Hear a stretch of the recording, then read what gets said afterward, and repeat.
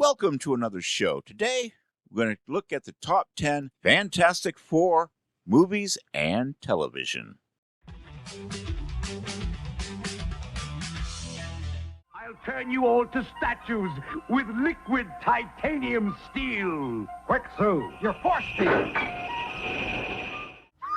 Sue? Sue! What's going on? We're on fire! You're on fire! If this world must die, so be it.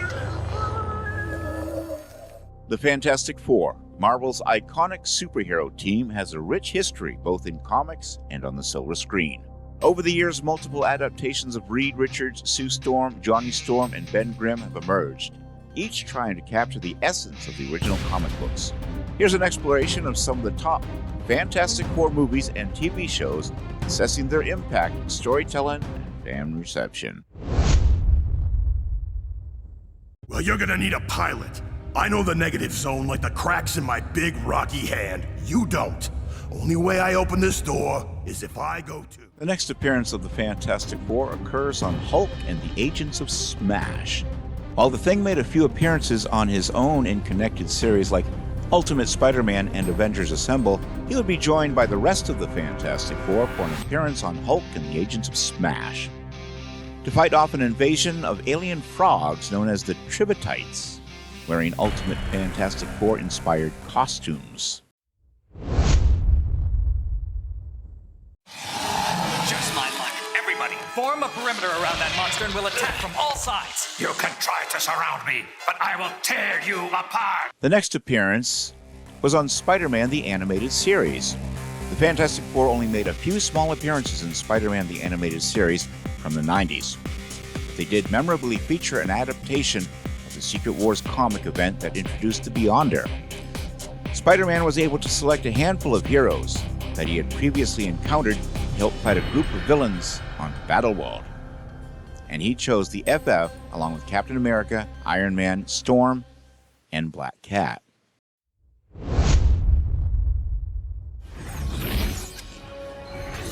He's overloading the system to create a runaway reaction. It's not gonna stop. It'll create a black hole that'll swallow the Earth. We come to the 2015 Fantastic Four film directed by Josh Trank. He aimed to reimagine the franchise by presenting a darker, grittier take on the Fantastic Four's origins. It stars Miles Teller, Kate Mara, Michael B. Jordan, and Jamie Bell. The movie departed significantly from previous iterations, introducing a younger cast, delving into the scientific aspects of their transformation. Unfortunately, the film faced widespread criticism for its uneven pacing, lackluster character development, and behind-the-scenes production issues. While it attempted to offer a fresh perspective, many fans and critics felt it fell short of capturing the spirit of the original comics. It remains a polarizing entry in the franchise, notable for its ambition, but ultimately failing to resonate with audiences. It was very weak indeed. The cast, just none of them reminded any of us of the Fantastic Four. And who do I blame? Well, we've got to look at Josh Trank. Josh Trank told his cast not to read any of the comic books. That's how you do research into a movie. You don't read the material it's based on. What was the point of making this film? Josh Trank, I can guarantee, never picked up a Fantastic Four comic in his life, and it shows in this film. The best person he had in his cast was Kate Mara as Sue. She was a little closer to the comic book than even Jessica Alba was. But then I read that he didn't want Kate Mara in the movie. The closest he came to getting the character right, he didn't want her. So yeah, this is movies made by people who don't read the comic books and have no idea what they were doing. I don't blame the cast. The cast did as they were directed to do. But none of these people reminded me of the characters they were supposed to be, except, like I said, Kate Mara was close. But she was given too little to do because of, I guess, Josh Trank's not wanting her in the film to begin with. But anyway, that's a whole other ball of wax. We don't need to discuss it any further. It's following me. I'll turn invisible to get away from it. How can it keep following me when it can't see me? The Fantastic Four from 1978. This is the second animated series to feature the Fantastic Four. It was also known as the New Fantastic Four and featured a dramatic change in the team's lineup and introduced a new character in place of the Human Torch due to a rights issue at the time. One film company, I'm not sure which one, was going to make a movie based on the Human Torch. But I don't understand why they couldn't use Johnny Storm in the series, because the torch they were going to use was going to be based on the World War II Human Torch, which was the android. I don't understand why they couldn't have had Johnny Storm in the cartoon. The Human Torch that was going to be in the movie had nothing to do with Johnny Storm, so I don't understand why he couldn't have been there. Maybe he couldn't have been the Torch. Well, he still could have been a character in the series. But anyway, that's my view. It just makes it a weak entry in the series simply because it does not have all of the cast that it could have had. But they did introduce Herbie, humanoid experimental robot B-type integrated electronics, and it was well not received by fans, and the series only lasted for one short season. Though Herbie eventually found his way into the comics, he's also going to be in the upcoming MCU Fantastic Four movie. And we're going to discuss that movie right after we look at this top 10. Bet you can't guess what I'm gonna do. First, I bend me this little steel beam. How does it look?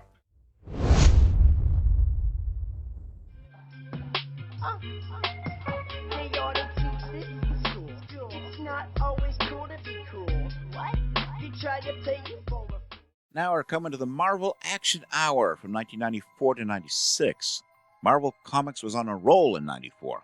Spearheading the hit shows X-Men and Spider-Man, this winning streak continued into the Marvel Action Hour, a syndicated cartoon that featured Iron Man and the Fantastic Four in separate 30-minute blocks. Its reputation is certainly a divisive one, as the first season of the Action Hour is widely considered to be a bust. The animation is clumsy, as is the disco-themed opener, but things would thankfully take a huge upswing heading into the show's second season. Season 2 offers a version of the Fantastic Four that's, well, fantastic. The animation is sharper, the musical theme is less disco, devoid of disco actually, and stories were pulled from Stan Lee and Jack Kirby's heyday, including run-ins with the Black Panther, Inhumans, and on occasion Galactus. We rank it highly on this underrated second run, and suggest that you just avoid the first season altogether. Those of you who just watched the first season or episodes of the first season and said, nah, this isn't any good, check out the second season.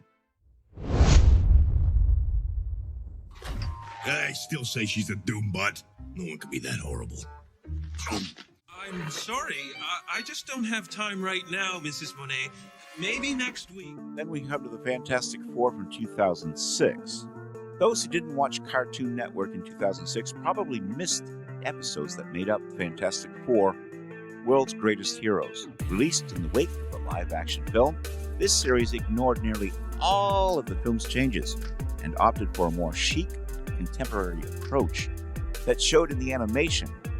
Traditional cell drawings meshed with CGI backgrounds in each episode, ramping up the eccentricity and occasionally spilling over into too much style.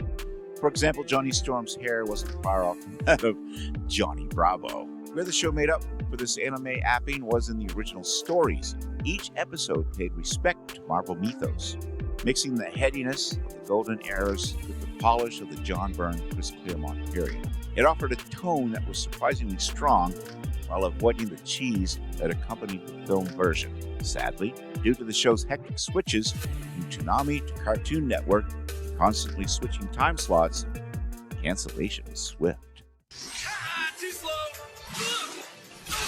Well played, Herbie. Johnny, come down. People are looking. I met several times with Stan. He's a good guy, and I enjoyed talking with him, and I got some of his ideas and so forth, and basically the concepts behind it. Now let's look at Roger Corman's Fantastic Four. In 1983, producer Eckinger contacted Stan Lee about obtaining the rights to a Fantastic Four film. Eckinger was confident he could turn the property into a blockbuster hit, having just wrapped production on the effects-heavy adaptation of the Never-Ending Story. But this initial surge quickly turned to a crawl, and by 1992, Eckinger realized his option would expire if he didn't act fast. He turned to B-movie expert Roger Corman in desperation. And what he got was a film that was considered so bad it never saw the light of day, at least legally. You can check out the documentary Doomed, the untold story of Roger Corman's The Fantastic Four, more. The film is bad. The effects are laughable. The performances are campier than toasted marshmallows, and you can't really make out what Dr. Doom is saying. But in comparison to the films that followed, there's something undeniably charming about The Fantastic Four from 1994. It's as adoring of the comics as it is inept. It offers the same kind of ironic enjoyment that comes with schlock, like Hard Ticket to Hawaii from 1987, Trolls 2 from 1990. And if you want to find out more, you can find the film on YouTube in its entirety. For my money, this was a good effort. The script could have been a heck of a lot better. The effects weren't as bad as some people think, considering the budget was less than $1 million, and most of that million went into doing the Thing's costume. But it has a certain charm about it. It's Roger Corman films have a certain panache to them, and this is no exception. I check it out and tell me what you think in the comment section. But it is true. I was there with the Fantastic Four and Spider-Man before this type of film was dominating the box office.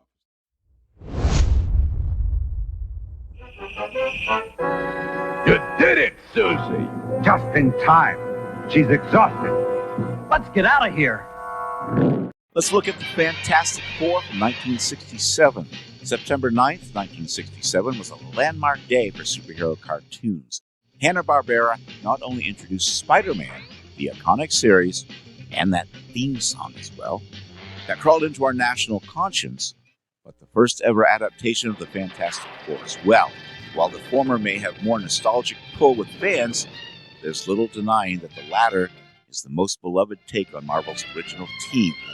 Those who didn't read the comics, every preconceived notion you have about the FF arrives courtesy of this 20-episode series.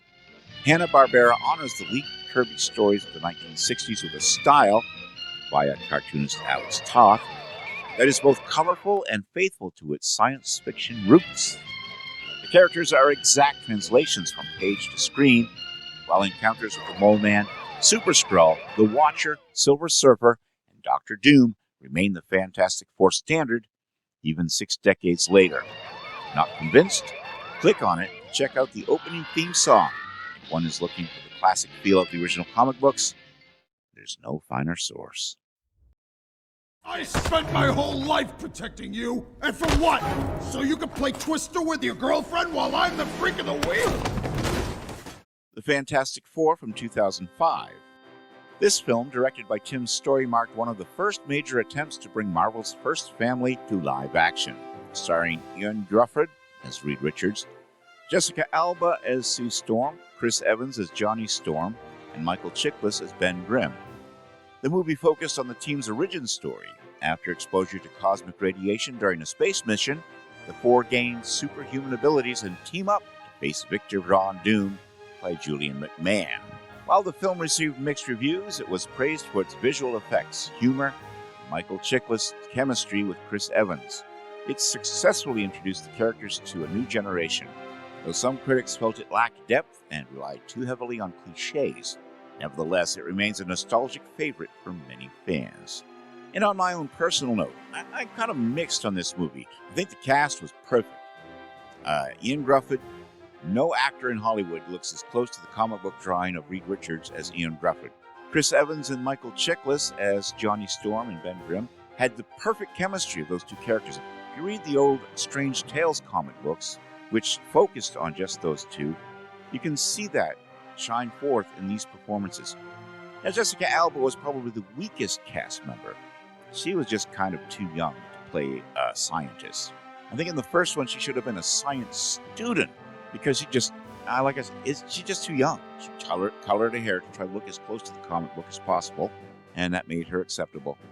And by the second film, I think by the second film, she grew into the role. She was more convincing as an adult scientist in the second film. But anyway, that's my own personal take on the movie. I would like to say I did not like Julian McMahon as Victor Von Doom. I mean, he's supposed to be the leader of Latveria, and he plays him like some common thug. He was the weakest member of that cast. Also, the story, the pacing of the film just was kind of uneven. The story was okay, but it could have been better written. Maybe even better production values, I think, overall. And it would have been a far better film than what we got. But it was acceptable. I still think it's best of all the Fantastic Four movies that they've made.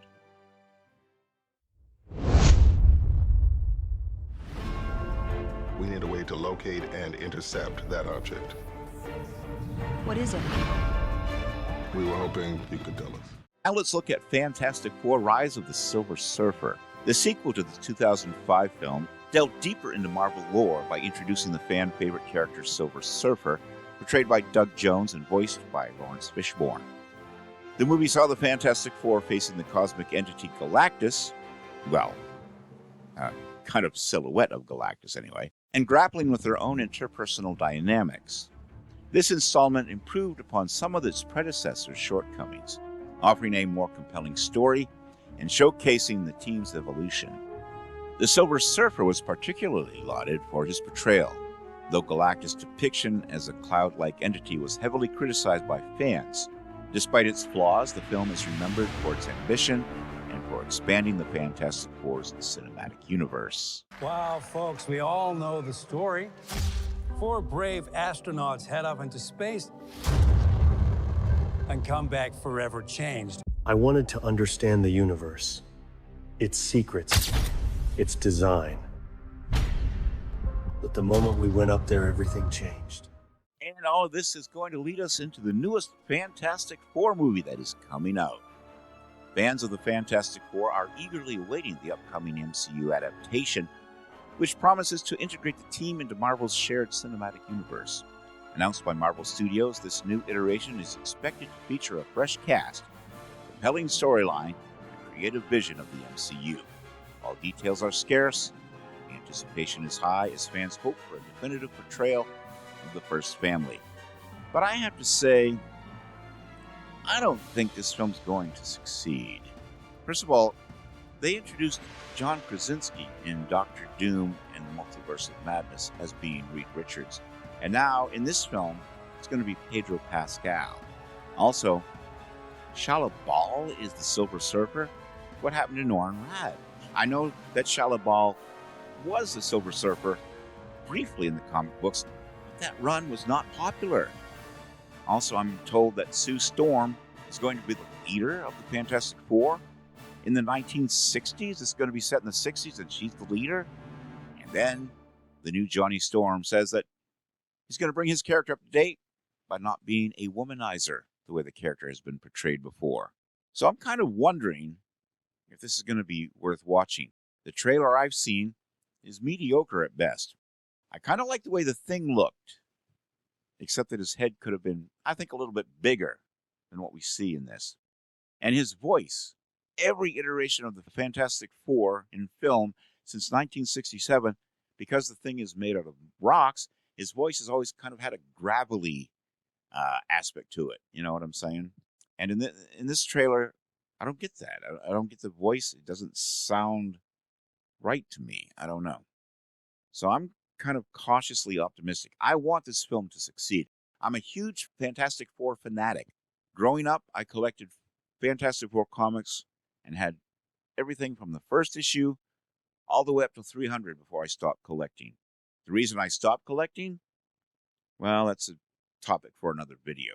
But let's just say I was a huge Fantastic Four fanatic. I stayed with the comic series through thick and thin. Even when the series slumped, I stayed with it, and it would always rebound, except towards the end of my collecting the comics. But anyway, like I said, that's a story for a different video. We'll talk about that later. I mean, I was born in '62. Back then, there weren't comic book stores like there are today. I had to go to pawn shops, secondhand stores, rummage sales, garage sales, all of that to complete my collection. So it wasn't as easy to complete my collection in those days as it is for you guys today that have comic book stores in every state. That's my take on the new Fantastic Four. The trailer looks mediocre at best. The new Superman trailer looks much better, and we'll discuss that on a different video as well. Check out my video on ranking the actors who played Superman. But anyway, the Fantastic Four films, despite their varying levels of success, have played a crucial role in expanding the Marvel Universe on screen. They've introduced audiences to the unique dynamics and challenges facing Marvel's first family, from their cosmic adventures to their personal struggles, through their triumphs and missteps. These films have cemented the Fantastic Four's place in pop culture, ensuring their continued relevance in the ever-evolving superhero genre. As Marvel Studios prepares to reboot the franchise once again, fans remain hopeful for an adaptation that honors the legacy of these beloved characters and brings their adventures to new heights. I do like the fact that Herbie the Robot's going to be in this film, just like I was thrilled to see that Krypto was going to be in the new Superman movie. But anyway, I've always been more of a Marvel type of a guy than a DC type of a guy. So I don't know if DC fans are going to be looking as forward to the Superman movie as I am. I like James Gunn. I like his Guardians of the Galaxy movies. We'll wait and see. And talk about it in the comments section. Let us know your thoughts on all of these movies coming up. Anyway, that was my show for today. I hope you enjoyed what you heard. Comment, as always, in the comments section. Let me know your thoughts on upcoming superhero films, including Fantastic Four. And as always, I'd be honored if you'd subscribe to my channel, click the bell to stay informed, share this video, as that will help me grow on YouTube as well. Also, check out my Carl Vincent Vampire Hunter franchise in the comments section.